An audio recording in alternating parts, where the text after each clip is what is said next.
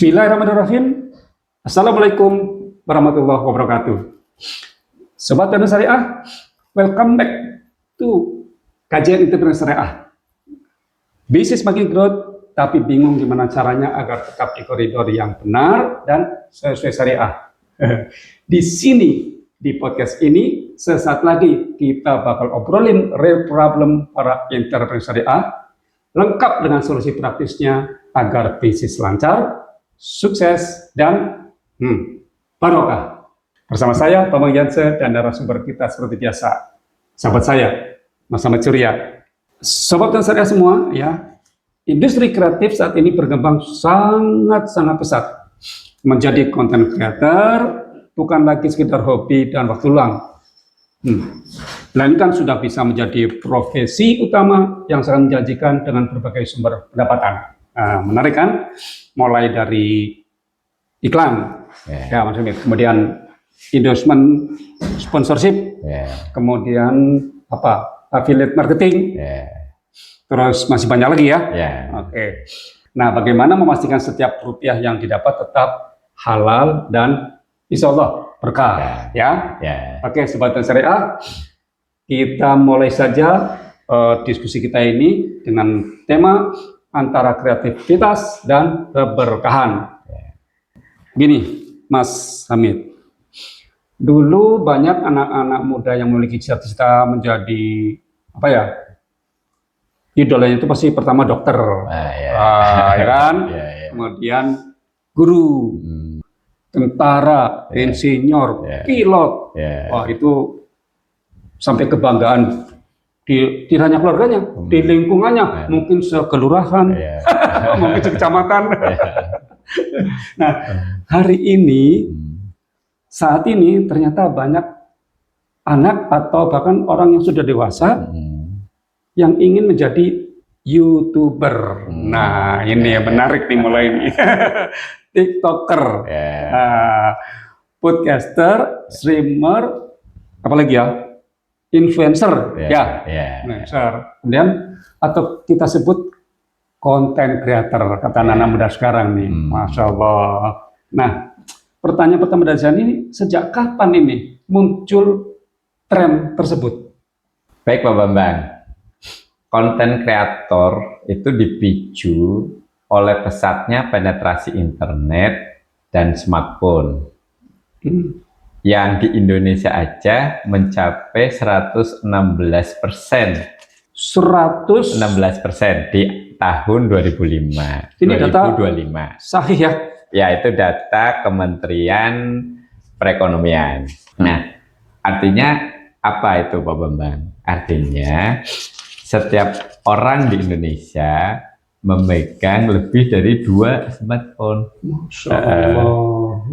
Karena udah mencapai lebih dari 100% populasi. Nah, kemudian hal ini didukung algoritma media sosial yang memudahkan akses menuju popularitas dan kemandirian finansial.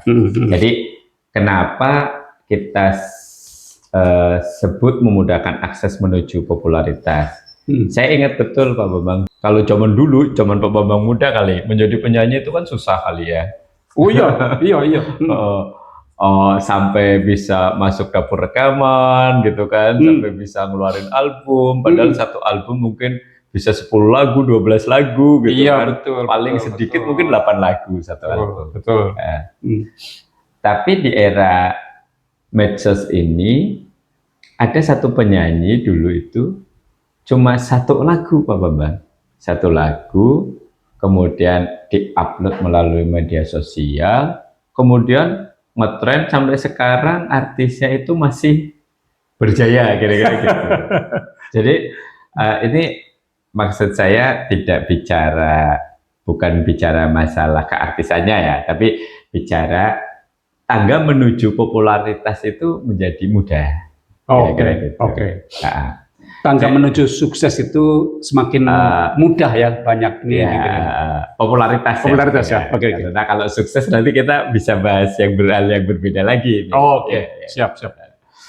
Nah, sementara profesi formal yang seperti tadi Pak Bambang sampaikan, jadi dokter, jadi tentara, jadi guru, Pilot, gitu apa ya, macam-macam. pilot, macam-macam itu kan membutuhkan pendidikan yang panjang. Iya, benar. Kemudian ada birokrasinya, Betul. gitu kan. Sehingga kadang-kadang bagi anak-anak generasi muda zaman now ini jadi merasa apa ya, terlalu, kadang-kadang malah ada yang menganggap wasting time. Jadi cuma membuang-buang waktu aja. Iya. Padahal itu adalah suatu jalan yang benar sebenarnya. Nah, tetapi memang iming-iming jadi konten kreator itu, apa YouTuber, TikToker, selebgram dan lain sebagainya, itu menawarkan fleksibilitas. Siapa saja bisa melakukan itu. Untungnya sekarang usianya dibatasi ya oleh Kemeninfo. Batasannya apa? Batasan umur. Jadi kalau belum 17 tahun nggak boleh punya nggak boleh punya konten sendiri. Kalau itu kan batasan minimal. Ya. Maksimalnya ada nggak? Maksimal nggak ada. Karena sebelumnya kan kadang-kadang kita lihat nih, anak TK aja udah dibikinin channel sendiri. Kadang-kadang malah anak bayi channel sendiri gitu. Jadi ini itu tadi memberikan fleksibilitas baik dari sisi latar belakang, kemudian waktu juga ya. Jadi kalau kita mengerjakan itu, berproses seperti itu, kita waktunya bisa kita atur sendiri, kemudian kebebasan berekspresi serta transparansi hasilnya. Nah, fenomena ini juga didorong oleh perubahan arus informasi, Pak Bambang. Jadi kalau zaman dulu Pak Bambang muda mungkin informasi yang diandalkan apa? Televisi. Dulu pertama TVRI, kemudian muncullah channel-channel TV swasta yang berikutnya. Paling juga sebatas baru RCTI, SCTV, udah dua. Iya, makanya kan. Ya. Nah, itu namanya broadcast. Kemudian koran, majalah, gitu kan. Ya, tabloid itu kan. Itu bergeser dari broadcasting menjadi narrowcasting. Jadi narrowcasting itu konten-konten yang lebih personal, relatable, dan interaktif, serta lebih update.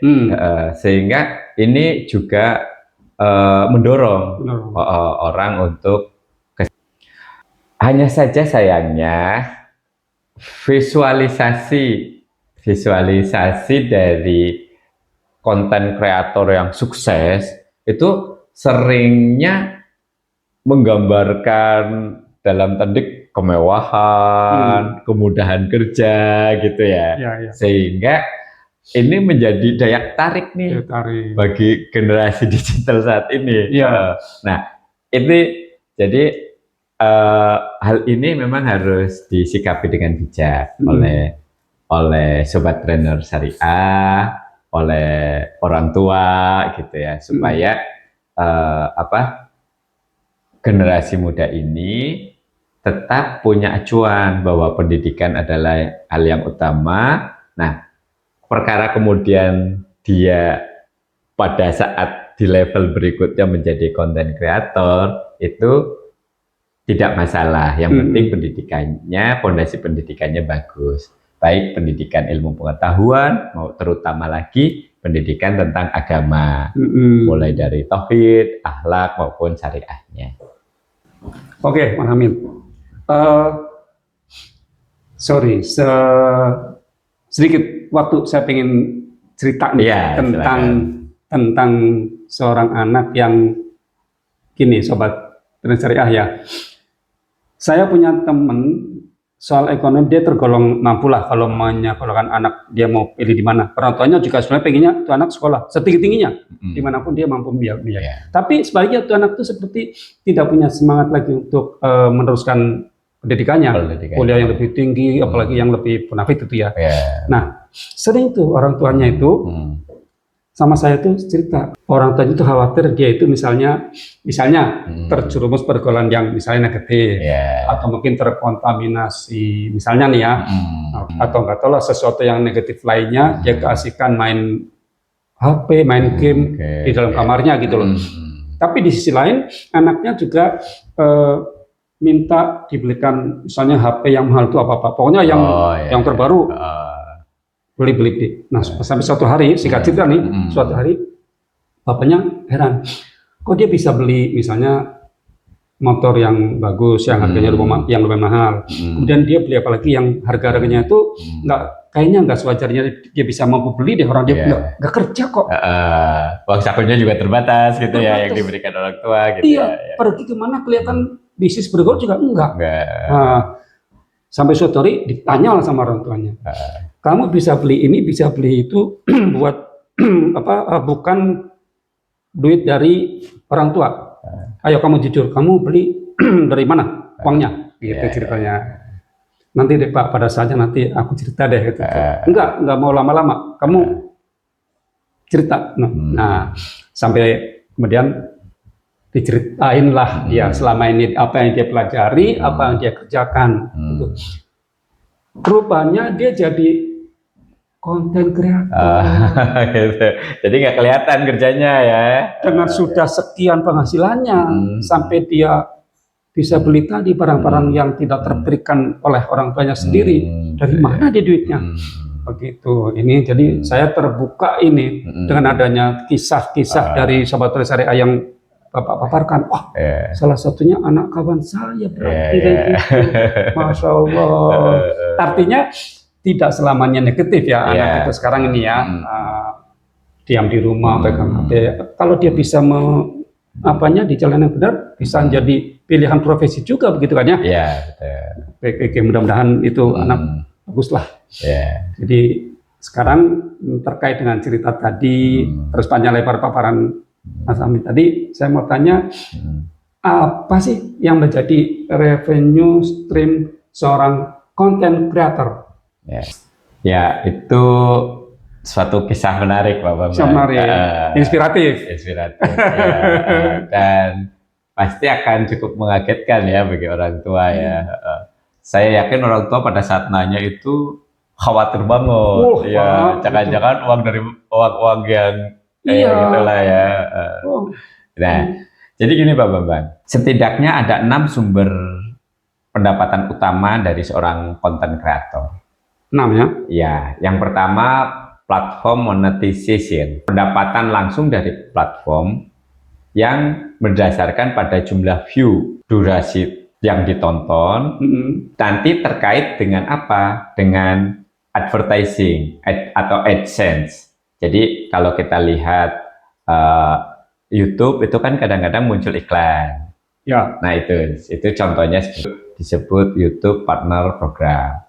Kemudian di Facebook juga ada Facebook In-Stream Ads namanya.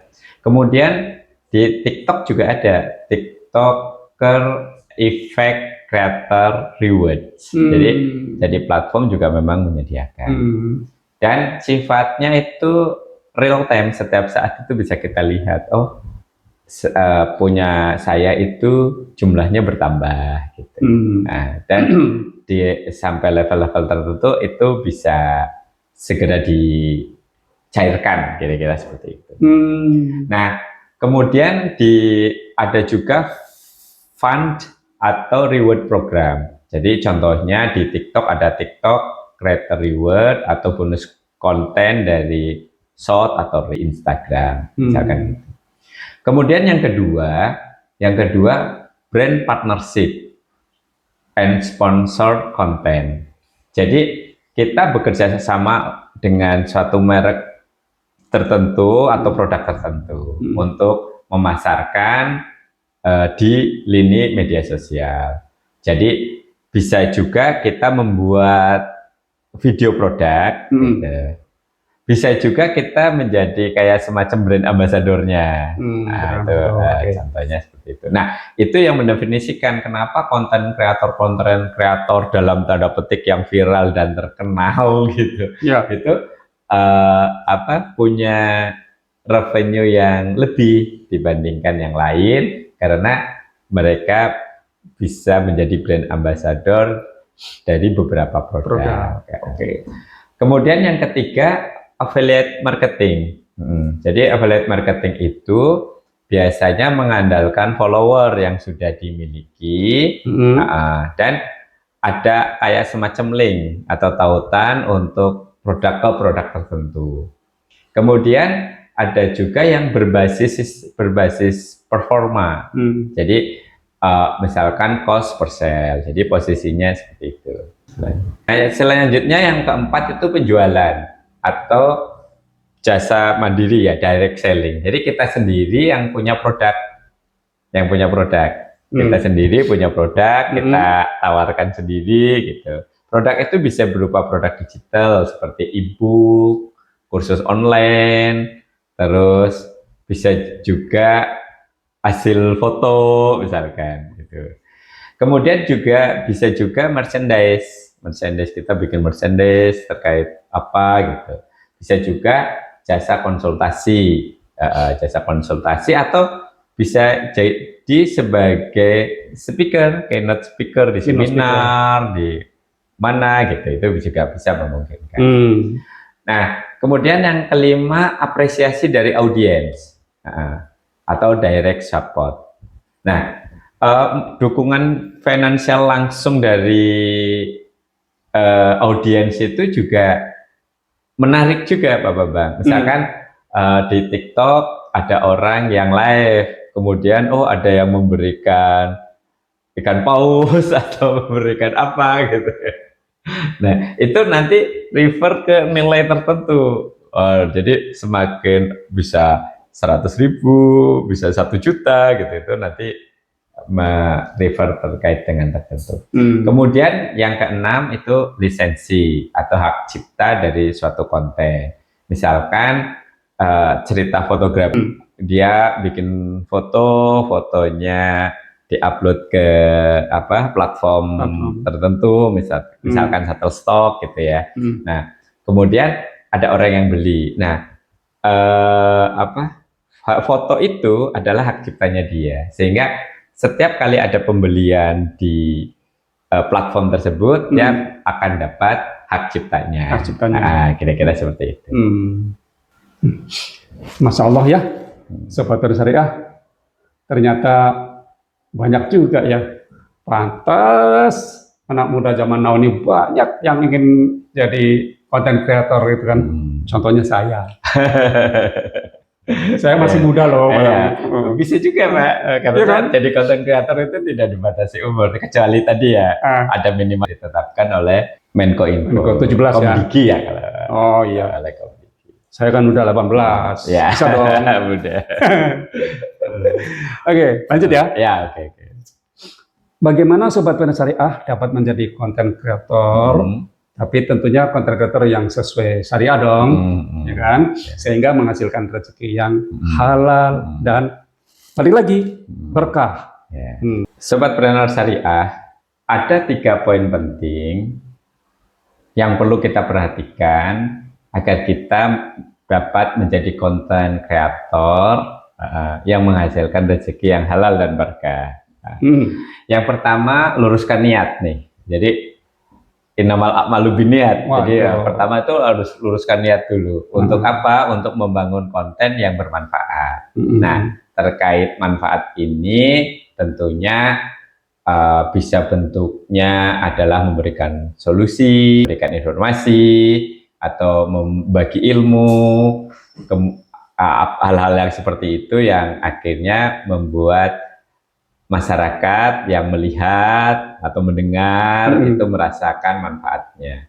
Hal ini juga berarti kita mengamalkan hadis Nabi.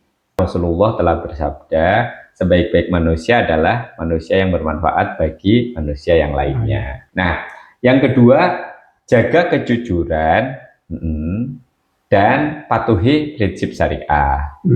Misalkan tadi anaknya temennya Pak Bambang gitu ya, dia membuat konten itu dia buat sendiri, ya kan? Dia tidak mencaplok konten orang lain untuk diakui sebagai hasil karyanya. Dan mungkin karyanya dia istilahnya menarik, otentik dan menarik, dan menembak satu segmen yang benar-benar tidak dipikirkan oleh orang lain. Nah biasanya tuh awalnya dari sini Pak Bambang, sehingga orang nggak ngerti aktivitasnya dia apa gitu kan, tahu-tahu bahkan orang tuanya sendiri bingung. Nah itu kalau menurut saya sih tinggal yang penting dibimbing aja, bahwa kalau dia sudah menemukan ceruk dari suatu konten yang memberikan manfaat dan kemudian dihargai oleh orang, nah dia harus mulai mempelajari lebih detail terkait dengan hal itu. Kemudian yang terakhir tentunya yang kita kejar adalah keberkahan, bukan hanya cuan semata. Nah karena apa? Banyak jebakan juga nih Pak Bambang di dunia digital itu. Misalkan kita ada konten, tapi di tengah konten kita kemudian disisip, tanpa kita sadari disisipin iklan judul misalkan. Waduh, iya itu iklan banyak itu. Pinjol. Nah, yang seperti itu ya. Iya. Itu juga perlu kita perhatikan karena posisinya jangan sampai hal-hal yang seperti itu membuat konten yang kita buat itu menjadi terbawa mudorotnya. Oke, alhamdulillah. Jadi ternyata membahas content creator itu seru banget, dan menarik. Jadi peluang cuannya melimpah, siapa yang nggak tertarik, kan?